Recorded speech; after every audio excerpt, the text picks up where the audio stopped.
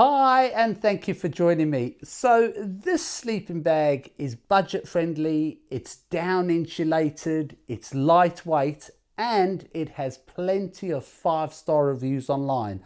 But I have noticed a few things with the sleeping bag that I feel I have to mention. So in this video, we're going to take a good look at and discuss this Naturehike CW400 down sleeping bag so you can decide whether this is the right sleeping bag for you. So to start with, you can get the sleeping bag in a choice of 2 sizes. You can get it in a medium and a large size. Price wise, it currently sells direct from Amazon here in the UK for between £80 and £90. I have noticed though that there is only normally a £5 difference between the medium and the large size. Now you can get the sleeping bag in a choice of 3 colors. You can get it in a gray, you can get it in a black, but you can also get it in a yellow. Now the sleeping bags come in compression bags. Now if you go for the medium size sleeping bag, the length of the compression bag comes in at around 35 centimeters and the width comes in at around 16 centimeters. The packed weight for the medium comes in at around 760 grams. Now if you go for the large size sleeping bag, the compression bag itself, the length will come in at 35 centimeters again, but the width will come in at around 18 centimeters, so only about a 2 centimeter difference. Packed weight wise, the large comes in at around 930 grams, so there is only a 170 gram difference between the medium and the large. So having a closer look at the sleeping bag, first off, Naturehike class this sleeping bag as their hybrid design. Basically, if you look at the top of the hood, it's a drawstring hood, but you do have that mummy shape at the top, and then right at the bottom it goes down into a square or rectangle shape. So basically what Naturehike are saying is that they've designed it that way so the top part of the sleeping bag is closer to you, helping you keep warm, whereas the bottom just gives you a little bit of space so you can move your feet. Now you don't get a choice of a right or a left-sided zip on this sleeping bag. It just comes with the right-sided zip. I have to mention though that this zip on the sleeping bag is made by YKK, so a really good zip and also an anti-snag zip, so I really like that. It also has a little bit of Velcro just to stop the zip from going up and down. Now you do have a choice on how you want to use the sleeping bag. You can simply just use it as a sleeping bag, or you can sort of just do it up, just kind of halfway down the side of you, so you've got a lot of your upper body exposed and your feet, so you can keep nice and cool if it's warm. But also you can open this sleeping bag right up and use it as a quilt. Taking a look at the outer fabric, this sleeping bag is made from a 20 denier nylon, and it is windproof, which is fantastic. Now my first issue is this. On a lot of the Naturehike websites and sites where they're selling this particular sleeping bag, they class this as water resistant. It is not. It is water repellent. So a little bit of water on here, not a problem. It will just simply run straight off. But I would not expose this sleeping bag to a lot of water. In my opinion, and looking at this fabric, this is definitely water repellent, not waterproof.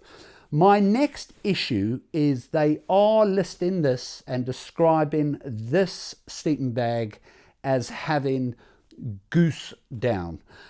It's not. It is duck down. Now, to be precise, the insulation in this sleeping bag is a 400 gram duck down with a 650 fill power. Absolutely nothing wrong with duck down. It lofts well, it'll keep you warm and cozy. And it is a great budget alternative to Goose down. I just wish they were honest with that, as well, I should say, as them stating that this is water resistant when actually it's only water repellent. Now, when it comes to the size of these sleeping bags, if you go for the medium size sleeping bag, the length comes in at around 210 centimeters and the width comes in at around 75 centimeters. If you go for the large size sleeping bag, the length comes in at 220 centimeters and the width comes in at around 85 centimeters. So there is a 10 centimeter difference in length and width between the medium and the large size sleeping bag. So the next thing I want to talk about is the temperature rating of this bag. Now, this is another issue I have with Naturehike and this bag. You know, the temperature ratings that they list on their websites and other listings are different to what they've actually got printed on the inside of the sleeping bag. So I am just going to go from these ratings. Now, their comfort rating, they say this bag is comfortable at 4.7 degrees Celsius. Their transition is minus 0.4 degrees Celsius and their risk is minus 15.8 degrees Celsius.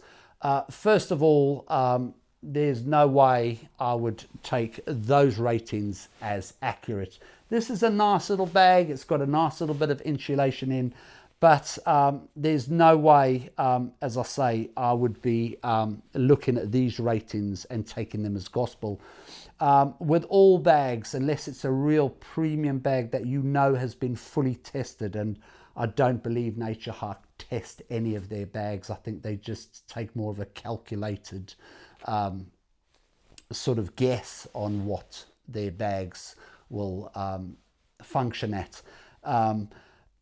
What I would do is I would be at least adding 5 degrees to each rating. So this comfort rating from 4.7 degrees, I would be saying this bag would be closer to 10 degrees. Their transition rating of 0.4 degrees, I'd be knocking that right up to at least 5 degrees. And then their risk rating of 15.8, I wouldn't be going lower than a minus 10, and that's cold enough. So yeah, I would be adding at least 5 degrees to this temperature rating. Now, there are a lot of other factors when you're looking at a bag and the temperature rating. One, you can also talk about are you a warm or a cold sleeper, what clothes you're wearing inside your sleeping bag, and also more importantly, what R value does your sleeping pad have. Those are all big factors to take into consideration. But yeah, I would always add at least 5 degrees. Hey, rather be safe than sorry. Now, Naturehike class this sleeping bag as a 3-stroke 4-season bag. So spring, summer, autumn, and then the early parts of December. For me, I would say this is more a 2-stroke 3-season bag, perhaps a good 3-season bag. Now, if you like this bag and you thought, no, I want this bag, but I do want to use this bag when the weather really drops, well, obviously you have to factor in what I've said, but alternatively, you could buy a sleeping bag liner, which will add anywhere between 5 probably to 15 degrees in heat extra. So that is another option you can consider. But the ratings on this bag, I would not go with these ratings, as I said. With this bag, and I would say with most budget bags, I would be adding at least 5 degrees to each of the ratings. So there you have it, the Naturehike CW400 down sleeping bag. Right, my final thoughts. Let's start with the negatives.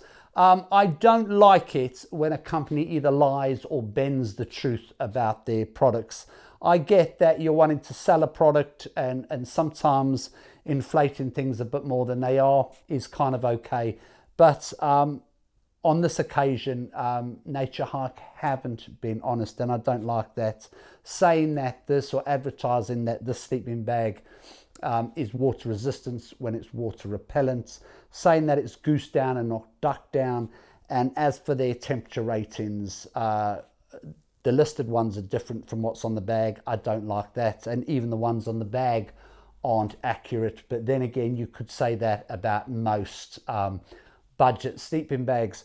But in saying all that, for me, it's not a deal breaker. I still think this is a lovely little sleeping bag. It's got a lot to offer. It's pretty well made. And you could do a lot worse than buying this sleeping bag. And if you do want to use the sleeping bag when the weather starts dropping, then obviously just take into account and take on board what I told you. But yeah, I actually like this little sleeping bag despite the few concerns that I have. And honestly, I think for the money, I think it's a fair price. Now, if you're saying to me, well, would I buy the medium or the large size? To me, I would buy the large size simply because it is only £5 difference.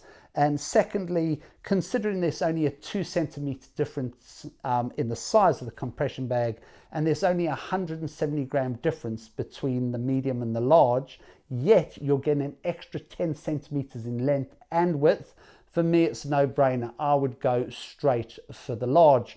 Also, talking about temperature ratings, just by having a larger bag, it will help, you know, with the temperature, even if it's just by 1 degree. So that's also a factor. But yeah, not a bad bag. I like it. You know, if you're looking for a good all-round little budget sleeping bag, yeah, I would definitely have a look at this bag. But let me know what you think about the sleeping bag and whether it's a sleeping bag for you. But on that note, if you've enjoyed this video, please hit the like button. If you haven't already, please subscribe to the channel. And lastly, don't forget to turn on the notification bell so you can be notified every time I upload a new video. But in saying all that, thank you so much for watching, and I'll see you in the next video.